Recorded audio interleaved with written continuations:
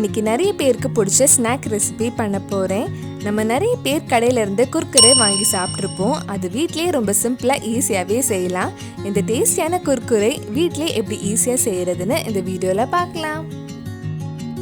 First ஒரு கடாயில் 1 cup அரிசி மாவு எடுத்திருக்கேன்.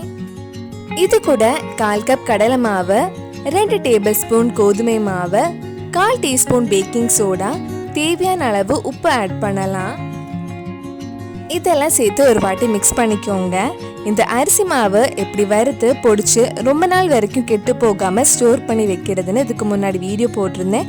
அந்த வீடியோ நீங்கள் இன்னும் பார்க்கலன்னா அதோட லிங்க் கீழே டிஸ்கிரிப்ஷனில் இருக்குது. மறக்காமல் அந்த வீடியோவும் போய் பாருங்கள். இப்போ இதில் தண்ணி ஊற்றி மிக்ஸ் பண்ணலாம். ஃபர்ஸ்ட் 1 கப் தண்ணி ஆட் பண்ணியிருக்கேன். தண்ணி ஊற்றி மிக்ஸ் பண்ணதுக்கப்புறம் மறுபடியும் 1 கப் தண்ணி ஊற்றி நல்லா மிக்ஸ் பண்ணிக்கோங்க. டோட்டலாக 2 கப் தண்ணி எடுத்திருக்கேன்.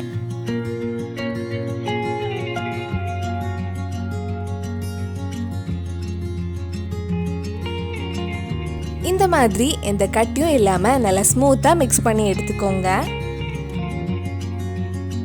இனி நம்ம இதை அடுப்பில் வச்சு லோ ஃப்ளேமில் இது கெட்டி ஆகிற வரைக்கும் கைவிடாமல் கிண்டி விட்டுட்டே இருக்கலாம். இப்போ கொஞ்சம் கெட்டியாக ஆரம்பிச்சிருக்கு. நல்ல கெட்டி ஆகிற வரைக்கும் கிண்டி விட்டுட்டே இருக்கணும்.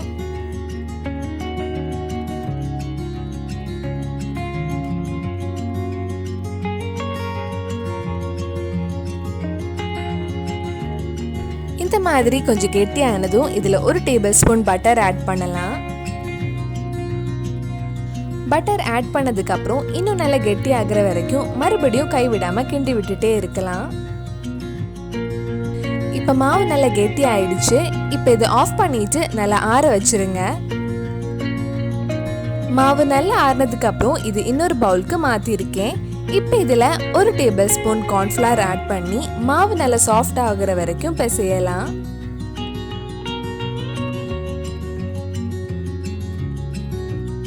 மாவு நல்லா சாஃப்டா பிசைஞ்சதுக்கு அப்புறம் சின்ன சின்ன உருண்டை பிடிச்சி குர்குரே ஷேப்ல ரெடி பண்ண போறேன். மாவு கையில் ஒட்டாம இருக்க கையில கொஞ்சம் எண்ணெய் தடவிக்கோங்க. கொஞ்சம் மாவு எடுத்து உருண்டை பிடிச்சி விரல்ல இந்த மாதிரி ரோல் பண்ணா அழகா குர்குரே ஷேப்ல வந்துடும். இந்த மாதிரி மிச்சம் இருக்கிற மாவுலையும் இதே ஷேப்ல ரெடி பண்ணி வச்சுக்கோங்க.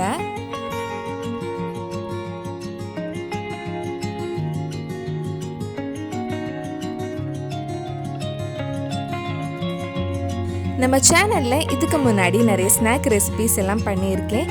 அந்த வீடியோஸோட லிங்க் எல்லாம் கீழே டிஸ்கிரிப்ஷன்ல கொடுத்துருக்கேன். மறக்காம அந்த ரெசிபிஸும் போய் பாருங்க.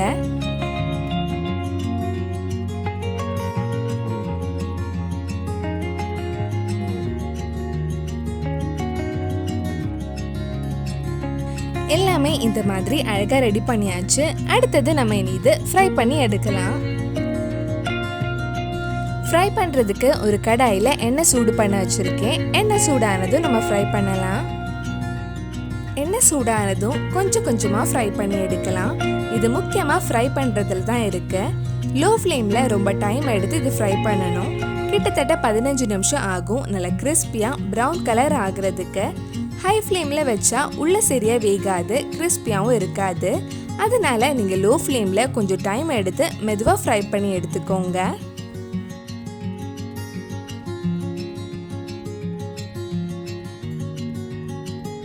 இந்த மாதிரி மிச்சம் இருக்கிறதும் நல்ல முறுமுறுன்னு ஃப்ரை பண்ணி எடுக்கலாம்.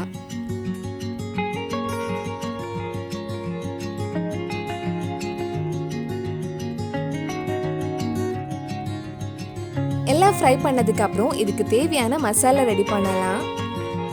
ஒரு பவுல்ல 1/2 டீஸ்பூன் மிளகாய் பொடி, 1/4 teaspoon garam masala, 1/2 teaspoon chaat masala, 3/4 teaspoon powder பண்ண சுகர் எடுத்திருக்கேன். இதெல்லாம் சேர்த்து ஒரு வாட்டி மிக்ஸ் பண்ணலாம். நல்ல கலர் கிடைக்கிறதுக்காக நான் காஷ்மீரி சில்லி பவுடர் தான் யூஸ் பண்ணியிருக்கேன். அதே மாதிரி கடையில் வாங்குற குர்குரே டேஸ்ட் கிடைக்கணும்னா கண்டிப்பாக நீங்கள் சாட் மசாலா ஆட் பண்ணுங்க. இது கூட கொஞ்சம் உப்பும் ஆட் பண்ணுறேன். நம்ம மசாலா ரெடி பண்ணியாச்சு. குர்குரேயும் அழகாக ஃப்ரை பண்ணியாச்சு.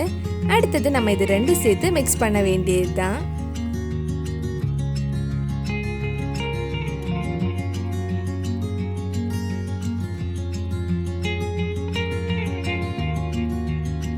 முறு குர்குரே ரெடி ஆயிடுச்சு. வீட்லயே ரொம்ப சிம்பிளா ஈஸியாவே செய்யலாம். கண்டிப்பா நீங்களும் இந்த ரெசிபி உங்க வீட்ல செஞ்சு பாருங்க. பிடிச்சிருந்தா இந்த வீடியோவை லைக் பண்ணுங்க, உங்க ஃப்ரெண்ட்ஸ் அண்ட் ஃபேமிலிக்கு ஷேர் பண்ணுங்க. வேற நல்ல ஸ்நாக் ரெசிபி நம்ம சேனல்ல ட்ரை பண்ணலாம்னு கீழே கமெண்ட் பாக்ஸ்ல சொல்லுங்க. நீங்க இன்னும் என்னோட சேனல் சப்ஸ்கிரைப் பண்ணலைன்னா மறக்காம சேனலையும் சப்ஸ்கிரைப் பண்ணுங்க.